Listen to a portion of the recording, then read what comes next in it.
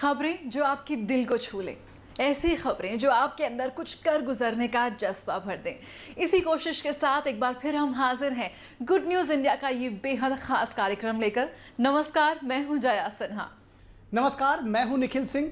Good news India यानी ऐसी खबरों का शो जो आपको उत्साह, उमंग और ऊर्जा से भर दे। यानी अगले आधे घंटे में हम आपको दिखाएंगे देश भर के कोने कोने से ऐसी खबरें जो होंगी गुड न्यूज़। जी हाँ, तो देर कैसी, आइए शुरुआत करते हैं कार्यक्रम की। माँ एक ऐसा शब्द है जो हर एक के दिल को सुकून देता है, लेकिन कोई ज़रूरी नहीं है कि माँ वो ही हो जिसने 9 महीने गर्भ में रख के बच्चे को पाला हो। आजकल ऐसी कई माएँ हैं जो बेसहारों को, अनाथों को राह दे रही हैं, अपनी ममता और करुणा से उन्हें सींच रही है। आज जब हर रोज़ हज़ारों लाखों बेटियों को गर्भ में ही मार डाला जा रहा है, ऐसे में हमारी ये अगली कहानी वाकई एक मिसाल है। जी हाँ, हम आपको मिलवाते हैं लखनऊ की डॉक्टर सरोजनी अग्रवाल से, जिन्होंने 700 बेटियों को न सिर्फ पढ़ा लिखा कर पाल पोस कर बड़ा किया, उन्हें आत्मनिर्भर बनाया, बल्कि उनकी शादी भी की। और डॉक्टर सरोजनी अग्रवाल का ये प्रयास पिछले 30 साल से अनवरत चल रहा है। आइए आपको मिलवाते हैं डॉक्टर सरोजनी अग्रवाल से। बेटियों का क्या कहिए, वेद की ऋचाएं हैं, प्यारी लगती जैसे पूर्वा हवाएं हैं, प्यारी लगती जैसे पूर्वा हवाएं हैं, मीठी गुड़धानी सी। गुड़धानी मेरे को बहुत पसंद है, छोटी थी ना तो गुड़ के सेब गुड़ में पके हुए हम खाया करते थे। मीठी गुड़धानी सी, निष्ठावान करुणामयी, देश की तरक्की की लहराती ध्वजाएं हैं, देश की बेटियों का क्या करिए, बेटियों को आगे बढ़ाइए, समाज आगे बढ़ेगा, क्योंकि बेटी बिना सृष्टि नहीं है।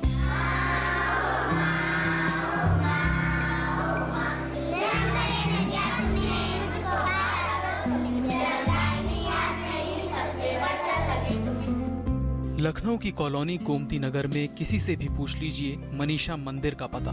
डॉक्टर सरोजनी अग्रवाल ने इस मनीषा मंदिर की स्थापना 32 साल पहले तब की थी जब उनकी बेटी मनीषा की मौत एक दुर्घटना में हो गई थी। बेटी की मौत ने सरोजनी अग्रवाल को गहरे तक दहला दिया, लेकिन वे अवसाद या महज शोक में ही नहीं डूबी रहीं। उन्होंने फैसला किया कि अब हर बेटी उनकी होगी, खासकर अनाथ बेटियां। बस एक काफिले की तरह यह अभियान चल निकला और आज हालत यह है कि 78 साल की डॉक्टर सरोजनी अग्रवाल 700 बेटियों की मां बन चुकी हैं। डॉक्टर सरोजनी अग्रवाल अनाथ और बेसहारा बच्चियों को अपनाकर उन्हें अपनी बेटी का दर्जा देती हैं। उनका पालन पोषण ठीक वैसे ही करती हैं जैसे कोई मां अपनी बेटी का करेगी।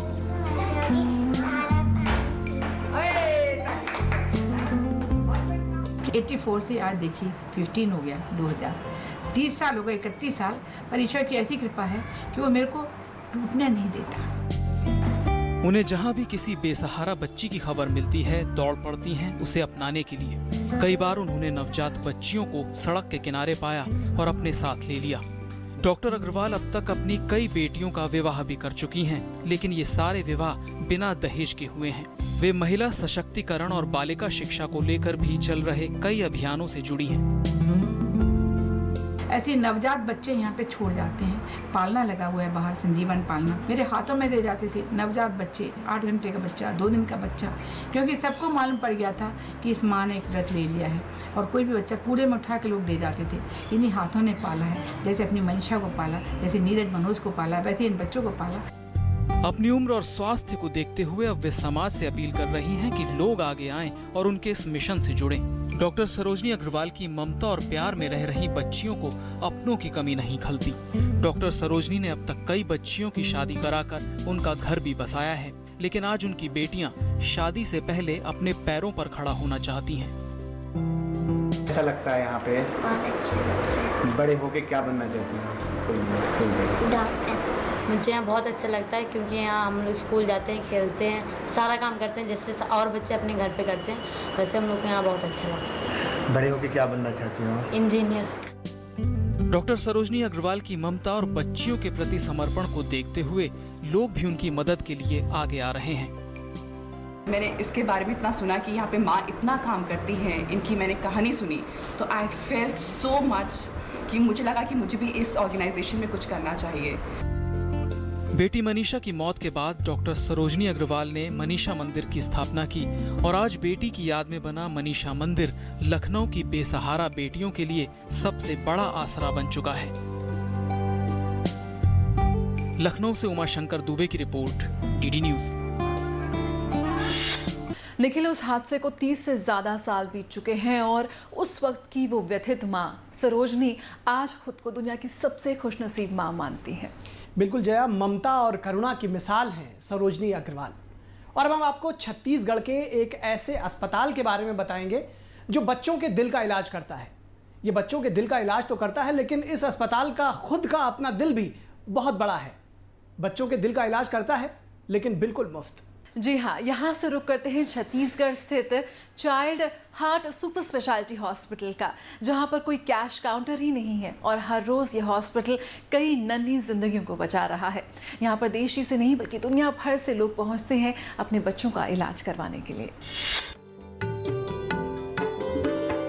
इस अस्पताल का सिर्फ आकार ही दिल जैसा नहीं है, बल्कि इसका दिल भी बहुत बड़ा है। यह है छत्तीसगढ़ के नया रायपुर का child heart super speciality hospital. ये दिल उन मासूमों को धड़कने बांट रहा है जो नाउम्मीदी के घेरे में थे। इस हॉस्पिटल में दिल की बीमारी लिए हुए बच्चों को लेकर उनके माँ बाप एक आस के साथ आते हैं और मुस्कान लेकर जाते हैं, क्योंकि यहाँ इलाज पूरी तरह निःशुल्क है। करीबन रात में 10 बजे एम्बुलेंस में आए, तो जैसे हम गेट के बाहर आए वैसे उन्होंने हमारी जो पुरानी फाइल थी वो ली, उन्होंने देखे बराबर हमें फ़ौरन से आईसीयू में भर्ती कर दिया।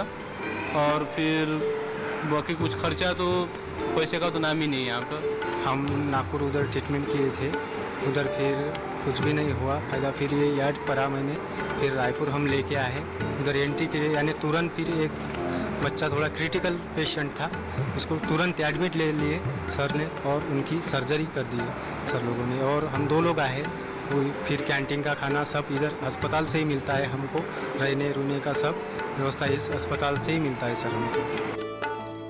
निजी अस्पताल में ऐसे इलाज पर 3 से 10 लाख रुपए तक का खर्च हो सकता है। जो मजबूर हैं और आर्थिक रूप से सशक्त नहीं हैं, उनके लिए तो ये जिंदगी बांट ही रहा है। लेकिन सवाल सिर्फ पैसों का नहीं है, सवाल बच्चों के इलाज का है और यहाँ विशेषज्ञों के कारण बेहतर इलाज हो रहा है। यही कारण है कि नवंबर 2012 से जब से ये अस्पताल शुरू हुआ, तब से आज तक 750 से ज्यादा बच्चों के दिल के ऑपरेशन किए जा चुके हैं और सभी कामयाब रहे हैं। यहाँ जो भी ऑपरेशन किए जाते हैं वो संपूर्णतः निःशुल्क है। उनका ऑपरेशन, रहना, खाना पीना सब टोटली निःशुल्क है। हर एक 12 साल के कम बच्चों के लिए 2 आदमी यहाँ रहते हैं और उनका रहना, खाना पीना सभी तरह निःशुल्क किया जाता है। ये हॉस्पिटल पूरी तरह बच्चों को समर्पित है। पूरी तरह निःशुल्क इलाज की व्यवस्था होने के कारण यहाँ कोई कैश काउंटर ही नहीं बनाया गया। सरकारी अस्पतालों की तरह यहाँ नॉमिनल रजिस्ट्रेशन शुल्क भी नहीं लिया जाता, यानी अस्पताल में पैसे के लेन देन की कोई व्यवस्था ही नहीं है। यहाँ देश के 17 राज्यों के अलावा नेपाल, नाइजीरिया, पाकिस्तान और बांग्लादेश से भी मरीज आ रहे हैं। गुड न्यूज इंडिया के लिए राघवेश पांडे की रिपोर्ट, डीडी न्यूज। वाकई छत्तीसगढ़ का यह अस्पताल वरदान है ऐसे लोगों के लिए जो चिकित्सा सुविधाओं से महरूम रह जाते हैं। और इसी के साथ यहाँ रुकेंगे एक छोटे से ब्रेक के लिए, लेकिन गुड न्यूज इंडिया का सफर जारी रहेगा। बने रहिए हमारे साथ, जल्द लौटते हैं। Now the national news channel of India, live on your mobile phone. Get the news on the go. Watch top videos, get the latest news and continuous news on your mobile phone. Download DD News app now. Visit the Android Play Store, search for DD News, download the app to your phone.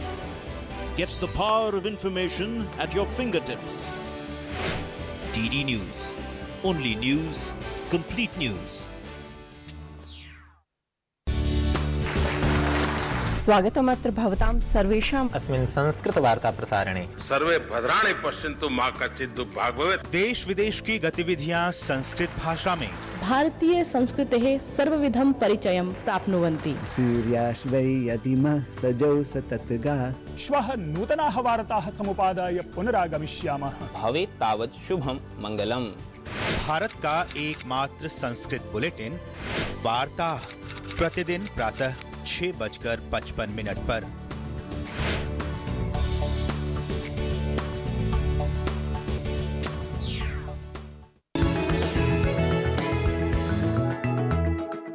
Break के बाद एक बार फिर आप सभी का बहुत बहुत स्वागत है। आप देख रहे हैं गुड न्यूज़ इंडिया। जय, अक्सर ऐसा देखने में आता है कि विकलांगता किसी की भी जिंदगी में एक बड़ी बाधा बनकर आती है, लेकिन कहते हैं ना, मन के हारे हार है, मन के जीते जीत। और अपने जज्बे, हौसले और आत्मविश्वास की बदौलत मुंबई के नदीम ने अपने आप को दूसरों से अलग हटकर खड़ा किया है।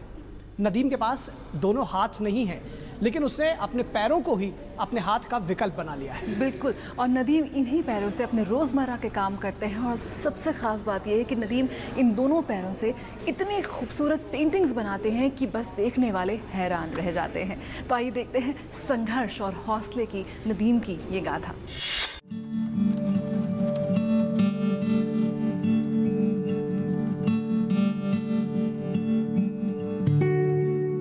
दुनिया में शायद ज्यादातर लोग ऐसे हैं जो विकलांगता को जिंदगी की सबसे बड़ी बाधा समझते हैं, लेकिन कुछ लोग ऐसे भी हैं जो अपने बुलंद हौसले और आत्मविश्वास से इससे ना सिर्फ पार पा लेते हैं, बल्कि कुछ ऐसा कर दिखाते हैं जो दूसरों के लिए भी एक मिसाल बन जाए। मुंबई के नदीम रियासत अली शेख भी ऐसे ही शख्स हैं जिन्होंने ऐसी मुश्किलों से पार पाते हुए जीवन को सकारात्मक ढंग से जीने की शुरुआत की। पैदाइश से ही नदीम के दोनों हाथ नहीं थे। ऐसे में नदीम ने अपने सारे काम पैरों से ही करने की आदत डाल ली। वो अपने रोजमर्रा की जरूरतों के काम अपने पैरों से ही करने लगे। नदीम जब 8 साल के हुए तो उनके माँ बाप ने उनका दाखिला विशेष रूप से सक्षम बच्चों के एक स्कूल में करा दिया, लेकिन ऐसा करके नदीम सिर्फ बेचारे और दूसरों की दया के पात्र नहीं बने रहे। उन्होंने कुछ नया करने की ठानी। नदीम ने अपने स्कूल में ही चित्र और कलाकृतियां बनाने की शुरुआत की, बिना हाथों के, अपने पैरों से ही।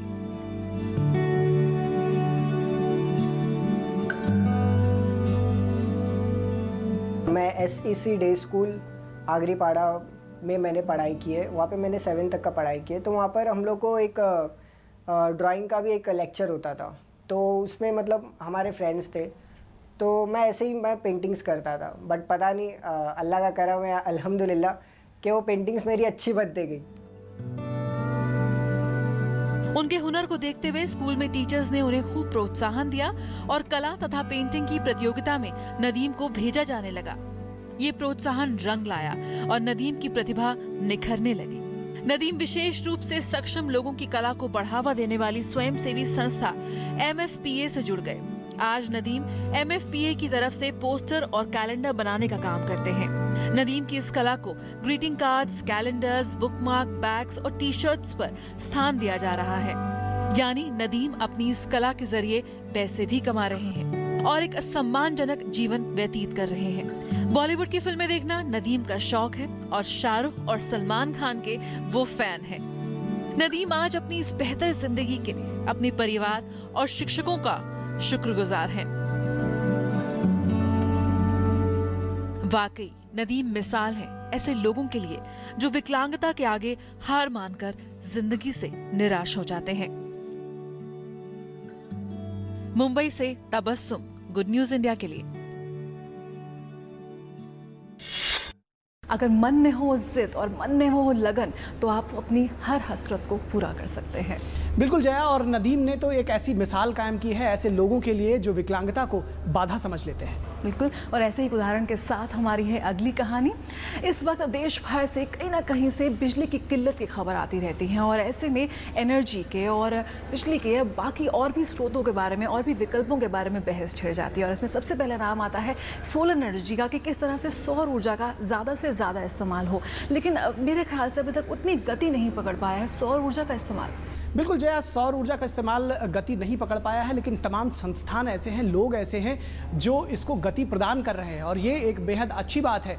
गुजरात के मेहसाणा का एक अस्पताल ऐसा है कि पूरा अस्पताल सोलर एनर्जी से ही चलता है।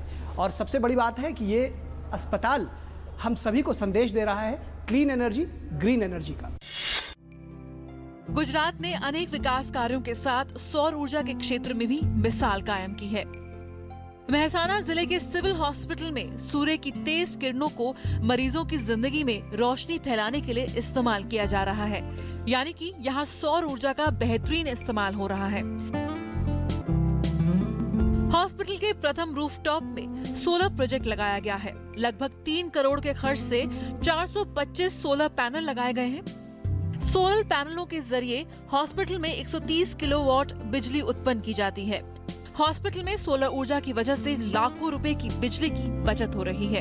सिविल हॉस्पिटल में लगे ये सोलर पैनल से ही यहाँ के फैन, लाइट, लिफ्ट और एसी सहित चिकित्सा के विविध उपकरणों का उपयोग किया जाता है।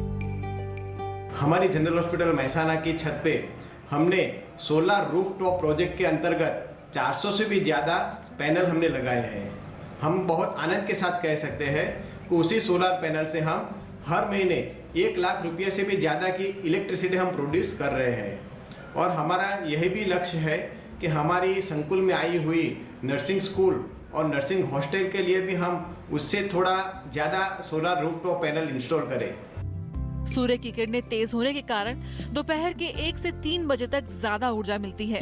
अस्पताल को कुल 125 किलोवाट की जरूरत है, लेकिन उत्पन्न होती है 130 किलोवाट, यानी कि 5 किलोवाट का फायदा भी मिलता है, जो कि एक सराहनीय बात है। भारत में सौर ऊर्जा की असीम संभावनाएं हैं। गुजरात से प्रेरणा लेकर उन राज्यों को भी सौर ऊर्जा के मामले में पहल करनी चाहिए जो बिजली के संकट से जूझ रहे हैं। गुजरात से प्रीति टोंक की रिपोर्ट, गुड न्यूज इंडिया के लिए। तो निखिल, सौर ऊर्जा से बदल रही है गुजरात की तस्वीर और हम उम्मीद करते हैं कि और भी इंस्टीट्यूशंस और भी संस्थान सोलर एनर्जी का ज़्यादा से ज़्यादा इस्तेमाल करें। चलिए, उम्मीद करते हैं कि ये जो गुजरात का मेहसाना का अस्पताल है ये और लोगों के लिए मिसाल बनेगा, जैसा कि आपने कहा जया। और फिलहाल यहाँ रुकेंगे एक ब्रेक के लिए, आप कहीं मत जाइएगा, हम जल्द हाजिर होंगे।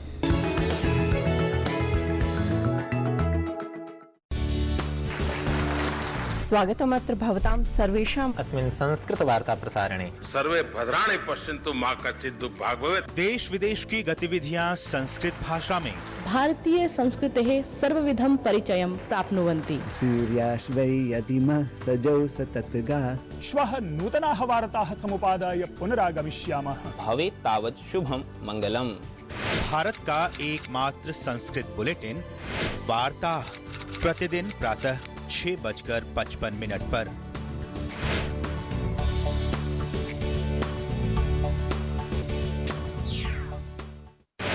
देश का राष्ट्रीय समाचार चैनल अब आपके मोबाइल फोन पर लाइव।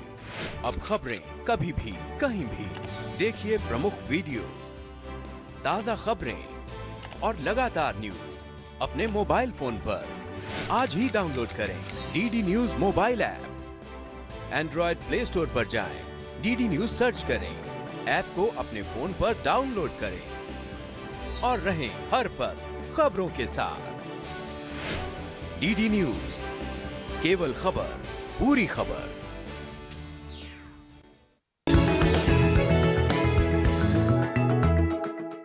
गुड न्यूज़ इंडिया में एक बार फिर से आप सभी लोगों का स्वागत है। और अब बात करेंगे पुलिस के एक अनोखे प्रयास की।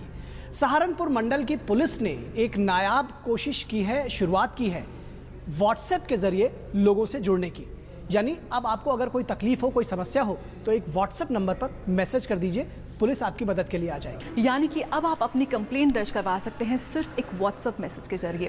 फिलहाल मुजफ्फरनगर, सहारनपुर और शामली ज़िले के लोग इस नई व्यवस्था का, इस नई व्हाट्सएप नंबर का लुत्फ उठा रहे हैं, लेकिन उम्मीद करते हैं कि बहुत जल्द बाकी जगह पे भी जो पुलिस है वो जनता से सीधा संवाद करने के लिए, उनकी मुश्किलों को आसान करने के लिए इसी तरह की कोई नई योजना लेकर आएगी। ये है उत्तर प्रदेश के सहारनपुर में रहने वाली अंजू कश्यप। क्या आप यकीन करेंगे कि मोबाइल फोन में झांकती अंजू इस वक्त सीधे सहारनपुर मंडल के डीआईजी के संपर्क में है और अपनी समस्या दर्ज करवा रही है। ये संभव हो पाया है एक नई पहल से, जानी मानी social networking mobile app WhatsApp के जरिए। ये शानदार काम किया है सहारनपुर के police DIG doctor Ashok Kumar Raghav ने। उन्होंने सहारनपुर मंडल के लोगों से सीधे संपर्क करने के लिए व्हाट्सएप को हथियार बनाया है।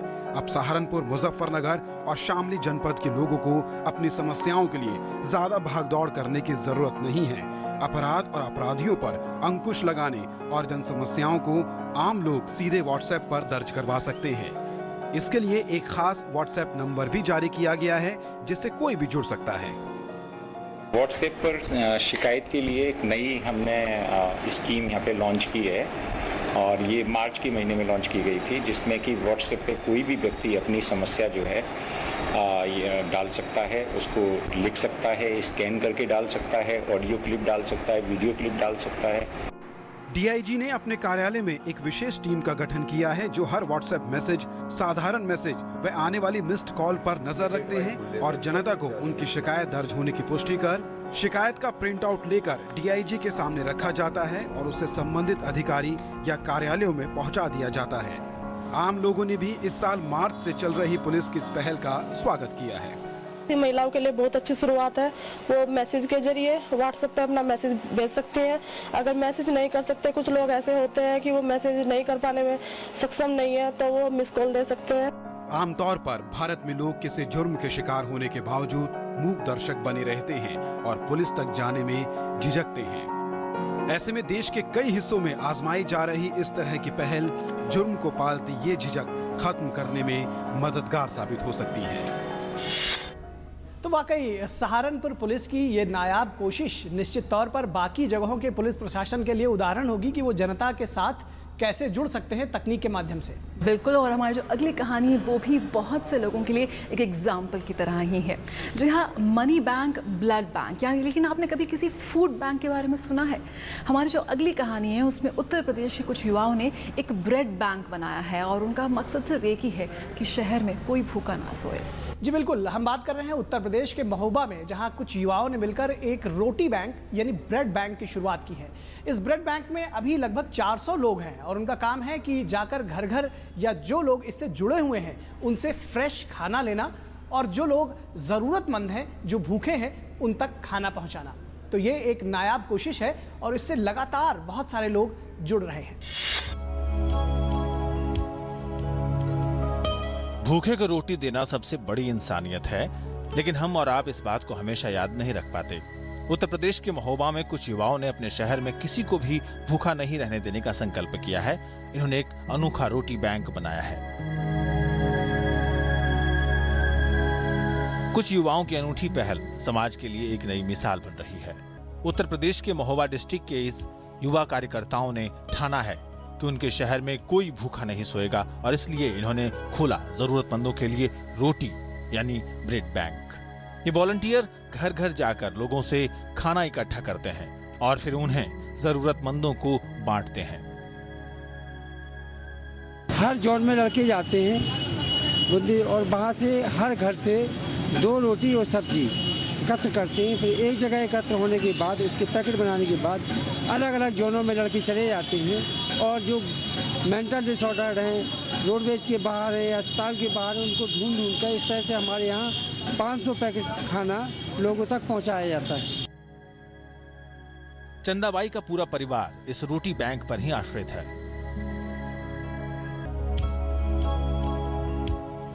पहले मांग के खाते थे, अब बैंक रोटी चल गई, जब से भूखे नहीं सोते।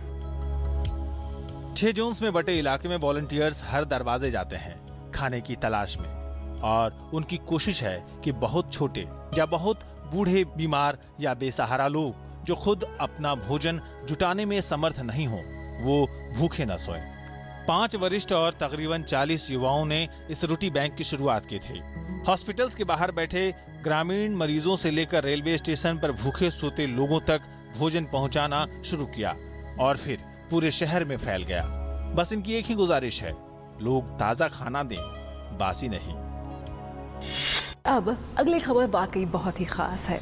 निखिल, क्या आप जानते हैं कि दुनिया में ऐसी कई भाषाएं हैं जिनकी उत्पत्ति संस्कृत भाषा से हुई है और संस्कृत भाषा के आज भी कई कदरदान मौजूद हैं, कई विद्वान मौजूद हैं, तो उन सब के लिए ये खबर वाकई बेहद अच्छी है। जी हाँ, गुड न्यूज़ इंडिया है। तो अब आपका अपना चैनल यानी कि दूरदर्शन न्यूज़ ने शुरुआत की है पहले आधे घंटे के संस्कृत बुलेटिन की। जी बिल्कुल, और ये संस्कृत का बुलेटिन कई मायनों में ख़ास होगा। संस्कृत भाषा में तो ये होगा ही, संस्कृत के विद्वानों की इंटरव्यूज़ भी इसमें चलेंगे, फिल्म के रिव्यूज़ इसमें होंगे और काफ़ी कुछ होगा। संस्कृत क्षेत्र की गतिविधियों से जुड़ी हुई खबरें इसमें हम आपको दिखाएंगे। वार्तावली नाम का ये प्रोग्राम है जो आधे घंटे का शो होगा हर रविवार को 12 बजे। तो आप ज़रूर देखिएगा वार्तावली संस्कृत में। डीडी न्यूज अब संस्कृत भाषा के प्रेमियों के लिए एक विशेष साप्ताहिक बुलेटिन लेकर आया है। हर रविवार को दिन में 12 बजे चलने वाले इस आधे घंटे के खास कार्यक्रम का नाम वार्तावली है। डीडी न्यूज देश का पहला ऐसा चैनल है जो आधे घंटे का संस्कृत बुलेटिन आपके लिए लाया है। Sanskrit is taught in 254 universities across the world. Sanskrit is the language that binds all our Bharatiya languages. While people talk of linguistic diversity, what Sanskrit does is it brings about linguistic unity. वार्तावली का ये साप्ताहिक कार्यक्रम 4 भागों में बटा हुआ है। खास बात यह है कि इसके नाम गणित पर आधारित हैं। केंद्रज, त्रिज्या, व्यास और परिधि। केंद्रज में देश विदेश की खबरें स्पीड न्यूज यानी प्रवाही वार्ता के रूप में दिखाई जाएंगी। त्रिज्या में संस्कृत से जुड़े विद्वानों से विशेष चर्चा की जाएगी। व्यास में भाषा संबंधी तत्वों को प्रस्तुत किया जाएगा और परिधि में संस्कृत जगत से जुड़ी रोचक और मनोरंजक जानकारियां जैसे फिल्मों की समीक्षा, संस्कृत बैंड आदि पेश किए जाएंगे। तमाम भारतीय भाषाओं की जननी के रूप में संस्कृत भाषा अब आम लोगों के लिए भी सुलभ हो सकेगी। संस्कृत भाषा अस्माकं मूल भाषा, संस्कृत भाषा अस्माकं संस्कृतेः भाषा, संस्कृत भाषा भगवतः भाषा। German and Sanskrit have striking similarities, and it's also a fact that the German universities offer the best of Sanskrit learning, teaching and research outside India in the whole world. उम्मीद है कि वार्तावली का ये विशेष कार्यक्रम संस्कृत के विद्यार्थियों का ज्ञानवर्धन करेगा और साथ ही इस भाषा के प्रेमियों की उम्मीदों पर खरा उतरेगा। Good news India, DD news. लगातार आप लोगों की प्रतिक्रियाएं हमें मिल रही हैं। बहुत बहुत शुक्रिया हमें इतने ढेरों खत लिखने के लिए। जी बिल्कुल, हज़ारों की संख्या में आपके पत्र हमको मिल रहे हैं, लेकिन हम कुछ चुनिंदा पत्रों की बात करेंगे। एनसी त्रिपाठी आरा बिहार से, उन्होंने इस शो को बेहद पसंद किया है। वो कहते हैं कि ये शो बहुत बढ़िया है और पूरी टीम को उन्होंने बधाई दी है। एनसी त्रिपाठी जी, आपका बहुत शुक्रिया। प्रबल भट्टाचार्य जी भी लिखते हैं कि उनको हमारा शो खासा पसंद आ रहा है। जी, और इसी तरह से कोची से रेहान रजा लिखते हैं कि इस कार्यक्रम से उन्हें बहुत कुछ सीखने को भी मिल रहा है। और दर्शकों, हम आपको लगातार इसी तरह की सकारात्मक खबरें दिखाते रहेंगे। फिलहाल आप हमें अपनी प्रतिक्रियाएं जरूर भेजते रहें। हमारा ईमेल आईडी है ddgoodnewsindia@gmail.com।